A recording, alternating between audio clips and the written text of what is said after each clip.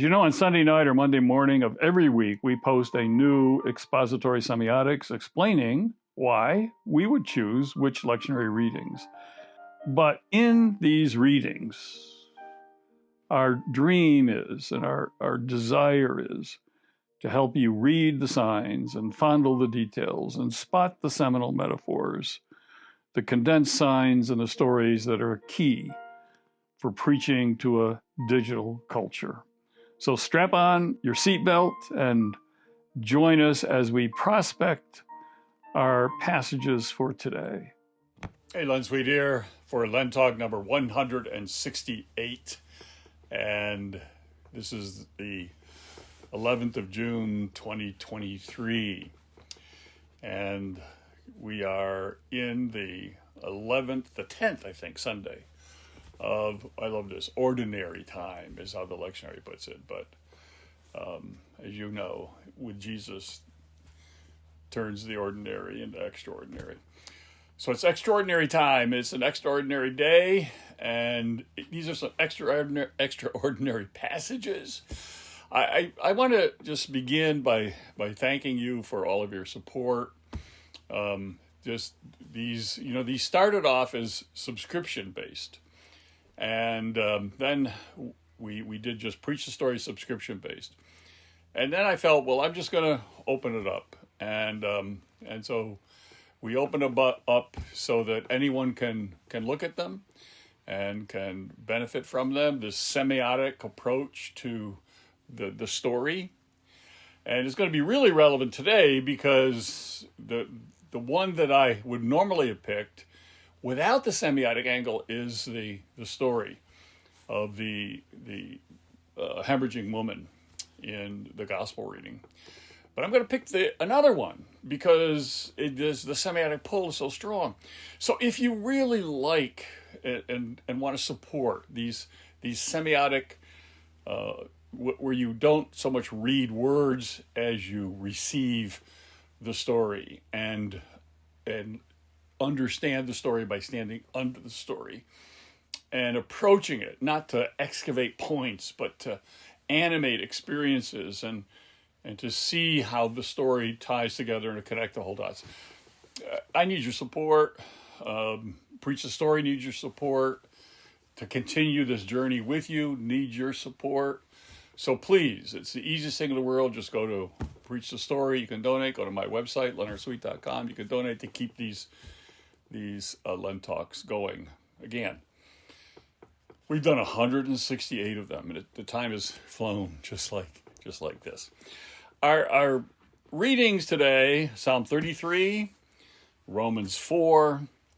The gospel passage is the one that I mentioned already, and this is the story of Jesus. He's on his way with the leader of the synagogue, who has asked him to help, and actually pleads with him. The Bible says he knelt before him. My daughter has just died. Come lay your hand on her, and she will live. And Jesus got up and followed him. Now, what's interesting here is the story begins with Jesus telling people, "Follow me." But sometimes Jesus follows their lead. And this is the problem with this whole leadership thing, is that I wrote a whole book on this called Summoned to Lead, is that sometimes leadership, are you born a leader? Are you made a leader? No, you're neither. You're summoned to the front of the lines. And sometimes you're summoned to the front of the lines. And so leadership is a function. It's not an identity. My identity is a follower of Jesus, but I'm not always at the front of the line. Sometimes I'm in the back pew. Sometimes, a lot of times, I'm taking notes. So we have here Jesus, this leader of the synagogue, says, "Help, help, help. I need you, I need you." So Jesus says, "Okay, take me." So Jesus follows him. And on the way, and this is where there's such a powerful passage, this hemorrhaging woman who had been suffering for 12 years. Now, the whole issue of women in the society of Jesus' day, somebody like this would have been ostracized from their family, would have been treated like a leper. And the significance, first of all, Jesus is on his way to something else, and he's interrupted. And we have this incredible story of this healing of this hemorrhagic woman. Life happens in the interruptions. And that's a whole theme that you could just deal with. The other one is, this is the only time that Jesus ever refers to a living person as daughter. So this makes this story a parallel, cognate story, if you will, to the story of the paralytic. The only time Jesus ever refers to a living person as son, which means that before the healing, their physical healing in this case, to raise them from the dead, as Jesus is on that way, but before she can be healed of her hemorrhaging, and before the paralytic could be healed of his paralysis, they needed to be relationally healed. They need to know they had a father that cared enough for them and loved them enough to call him daughter. And in the paralytic's case, they cared enough and loved them enough to call him son. And so we have this incredible tender moment here. But I don't want to, that's not where I'm going, all right? And I just took 5 minutes to tell you where I'm not going. So let me tell you where I am going. I cannot, for semiotic reasons, I cannot not do the Genesis 12, 1-9 passage. And let me tell you why. This is the classic story of God calling Abraham, go from your country and your kindred and your father's house. In other words, leave everything that defines you behind, because you were defined by your family, your father, your land. Go where I will show you, and I will make of you a great people. We translate a nation, but they don't have nation states then, so call it a great people. And I will bless you and make your name great, so that you will be a blessing. So Abraham went, as the Lord had told him. Lot went with him. Now Abraham leaves everything. He's 75 years old when he departed from Haran. Abraham took his wife, Sarah, his brother's son Lot, and all the possessions that they had gathered, and all the persons whom they had acquired in Haran, and they set forth to go to the land of Canaan. And then it says that when the Lord appeared to Abraham and said, to your offspring I will give this land, as Abraham is looking out at this land of Canaan, this promised land, it says, and there he built an altar to the Lord. It says then, from there he moved to the hill country on the east of Bethel, and pitched his tent with Bethel on the west and Ai on the east, and there he built an altar to the Lord. Okay, so we got this stutter step going on. What is it about Abraham? And this is characteristic of the Hebrew people. They go so far and they build an altar. They go so far and they build an altar. It's like you can't go only so far, but build an altar. What altar? What is there about the altar that makes this so important? Now, it's very easy, and it should not be done, to confuse an altar and an ebenezer. Altars were used to offer sacrifices to God. Ebenezers were raised to celebrate a divine deliverance, a divine presence, a divine protection. So in many ways, an altar is much more worship, and an ebenezer is much more praise and celebration. There's also a difference in location. Altars were eventually located in the temple or in a sacred place. Ebenezers could be located anywhere. Now here we have Abraham just wherever he could as he's going, raising an altar. So it makes it look like an Ebenezer. But an altar is made of stone. Ebenezer could be made of any material at all.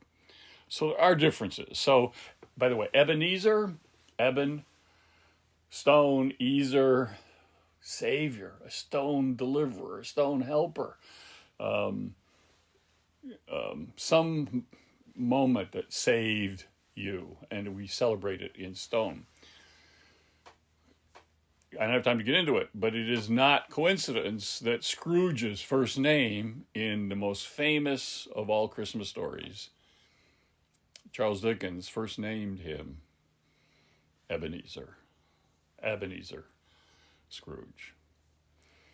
Yeah, Ebenezer literally means a stone of help. And you got a classic one in 1 Samuel 7:12. The Israelites raised an Ebenezer after they defeated the Philistines.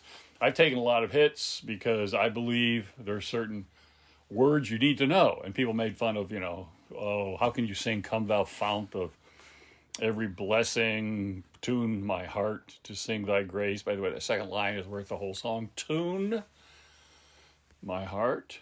Atonement is attunement to my heart to sing thy grace. Streams of mercy never ceasing, call for some songs of loudest praise. Teach me some melodious sonnet, sung by flaming tongues above. Praise the mount, I'm fixed upon it, mount of God's unchanging love. And then, here I raise my Ebenezer, hither by thy help I've come.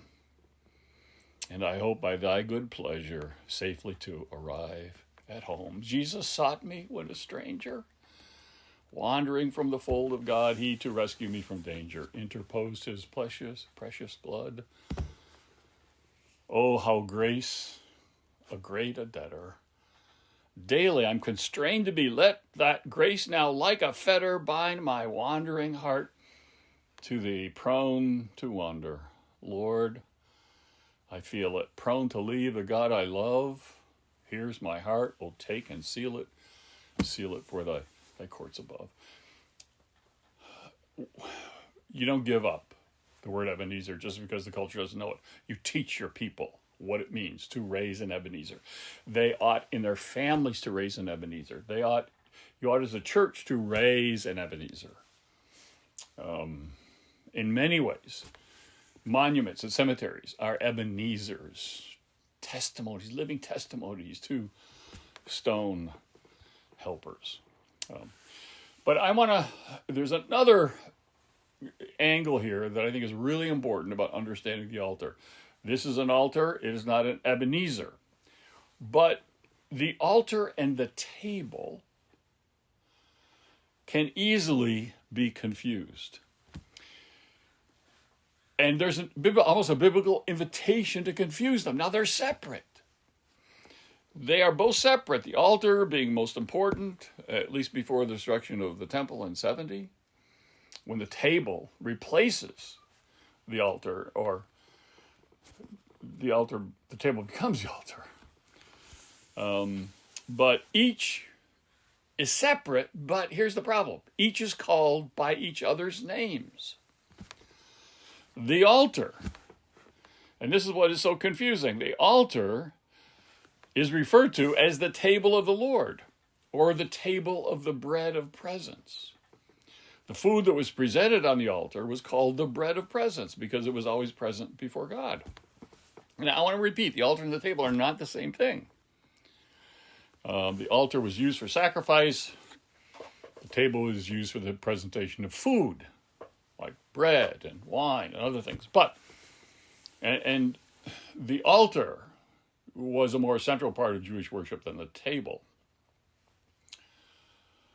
But something happens for the altar to become the table. And you've already seen the beginning of it. Now, the sacred altar, was a structure on which sacrifices and incense were offered to God. The table, the sacred table, was a structure on which bread and other offerings were placed before God. The altar, made of stone, earth, bronze, depending on the context and the period, flat top, sometimes had 4 horns on each one of the corners, often located in a high place such as hill or mound. I suspect Abraham here would have found the highest location, and there he would have built an altar. The altar was used for burning animal sacrifices, burnt offerings, sin offerings, guilt offerings, peace offerings. There were also some grain offerings. But an altar symbolized God's forgiveness, God's holiness. The table was made of wood, sometimes overlaid with gold. It had 4 legs and a rim around the edge. It was located inside the sanctuary, either in the holy place or in the most holy place. And the table was used for displaying 12 loaves of bread, known as the bread of the presence, or the showbread. They were replaced every Sabbath. And you had other offerings on the table, such as frankincense, oil. But the table symbolized God's provision, God's covenant, God's presence and fellowship. So the problem is that the Bible uses the word table to refer to the altar and the word altar to refer to the table. And let me give you just some examples of here. Malachi 1, 7-12, God rebukes the priest for offering polluted food on his table, which is clearly the altar of sacrifice. Got Ezekiel 41:22. The prophet describes an altar of wood that clearly he calls a table. In Psalm 23:5, David says that God prepares a table for him in the presence of his enemies, which could imply an altar of sacrifice or a banquet table. We're not sure. And then you got the altar referred to as the table. Exodus 25:23-30 refers to the altar as the table of the bread of presence. All right. In Leviticus 24:5-9, the bread that was placed on the altar refers to the altar as the table of the Lord. Numbers 4:7, this passage lists the items that were to be placed on the altar and refers to the altar as the table of the showbread. So there's overlap here. And it's not for no reason. There is some overlap and connection between the two concepts. And for a long time, both the altar and the table represented God's hospitality, generosity, and relation with his people. But here's the point. Jesus himself fulfilled the meaning of the altar and the table by being the ultimate sacrifice and the ultimate bread for his people. And he established a whole new covenant, a new way of worship through his death and resurrection. Now remember, the altar is a place where animals were sacrificed. They were offered to God for the atonement of sins. The blood of the animals symbolized the payment for the penalty of sin, which is death. The sacrifices were not sufficient to remove sin completely or permanently, so he had to be repeated constantly. And they were only, in some ways, a shadow of the ultimate sacrifice that was to come. The important thing here to remember is that, and we easily forget this and fail to put it in context, is we're not feeding God at either the altar or the table.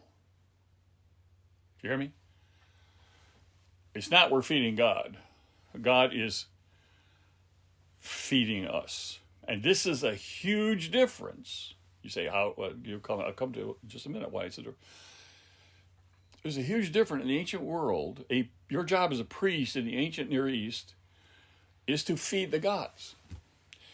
And Yahweh changes all that, just wipes it all away and says, I feed you, you don't feed me. You don't light candles to light me. I illuminate you. Jesus, and that's why the Holy of Holies is dark, because in God there is neither darkness nor light. The golden lampstand is on the other side of the Holy of Holies, because God doesn't need to be lit. God lights us. And the light is the light that lights up the veil, so we can see the tree of life that is embroidered in the cherubim on the veil. But God we don't feed God. God feeds us. That's the importance of the feeding of the. There's one miracle story that's in all four Gospels. The feeding of the, not 5,000, because that's just 5,000 men, 10,000, 15,000, whatever it is. We don't wake up God with trumpet. God wakes us up because God neither slumbers nor sleep. We don't clothe God. God clothes us. And so I could go on and on here. So Jesus, in light of this tradition,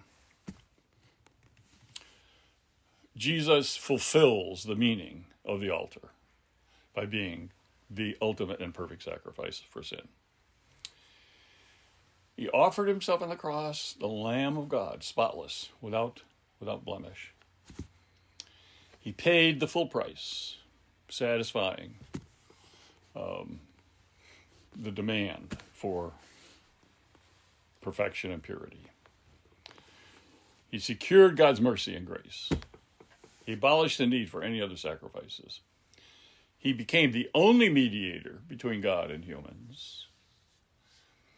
And the fact that we don't feed God, God feeds us, is symbolized in what happens to the sacrifices on the altar. It depends on what kind of sacrifice is being made, but if there are burnt offerings, all right, which is in many ways the most common type of sacrifice, the whole animal was burned on the altar. And this was seen as giving back to God the animal that had been given to us. Peace offerings, these were offerings to thank God for something that had happened. And the priest would burn a portion of that animal on the altar.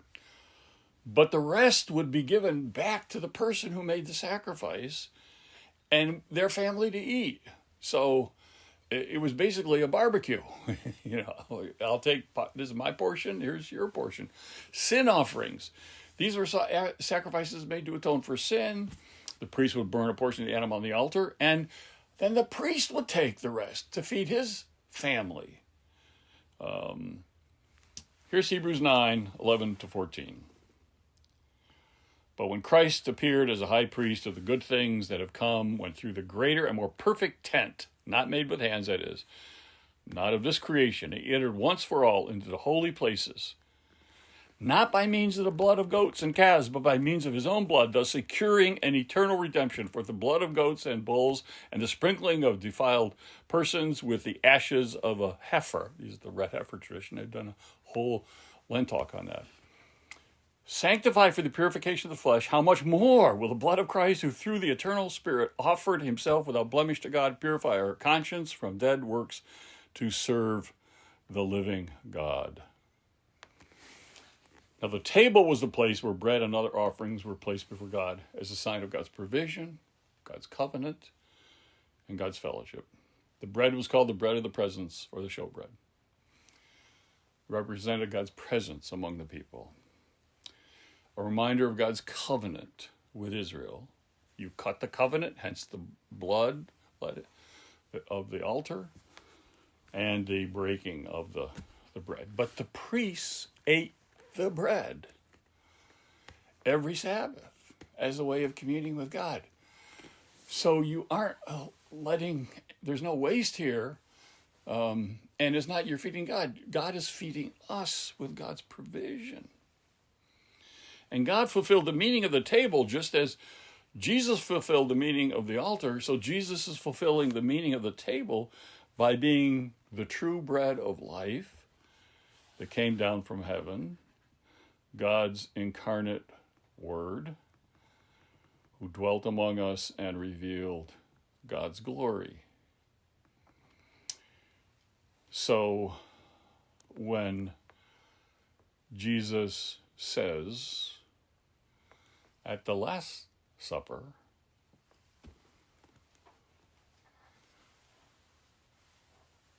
this is, which is consumed, was first a Passover meal, which is consumed around a lamb that had been sacrificed. And that whole lamb had to be eaten. This is my bread broken for you. The table. This is my blood shed for you. The altar. I am the bread of life. Whoever comes to me shall not hunger. Whoever believes in me shall never thirst. And at that moment, this is, I'm the bread of life, my body broken. I'm the cup of salvation, my blood shed. At that moment, the altar and the table become one. Jesus brings into himself the altar and the table and becomes both in his personhood and institutes a whole new way of worshiping, establishes a whole new ritual with his disciples before his crucifixion. He took bread from the table, wine from the blood of the altar, and gave them new meanings as the symbols of his body and blood that were broken and poured out for them. And he commanded us to do the same in remembrance of him. In this Lord's Supper that makes us one with Christ and one with each other. Let me just read to you Luke 22, 19 to 20, so you can hear this happening. You can hear the altar and the table becoming one. Can you hear it? And he took bread, and when he had given thanks, he broke it, and he gave it to them, saying, "This is my body, which is given for you. Do this in remembrance of me." And likewise the cup, after they had eaten, saying, "This cup that is poured out for you is the new covenant in my blood." Jesus fulfilled both the altar and the table by being the ultimate sacrifice and the ultimate bread for his people. And this is a new covenant where worship revolves around a tableland where Jesus is host. Now, so the table replaces the altar and basically the temple in Judaism after the destruction of the temple in 70, where the most sacred places in Jewish worship take place around the table. And Jesus had a table ministry. Most of his stories are told around tables. Now,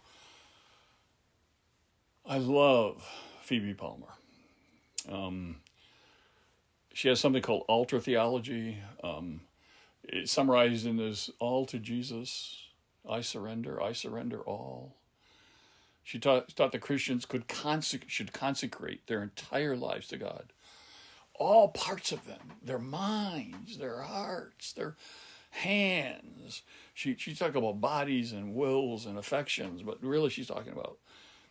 And basically her altar theology is based on this Hebrew understanding of the altar, and a place where sacrifices were accepted and received and offered, and so we are to be living sacrifices. And Jesus made it. We are to be living offerings, and the altar was a place where God's presence and power could be most felt.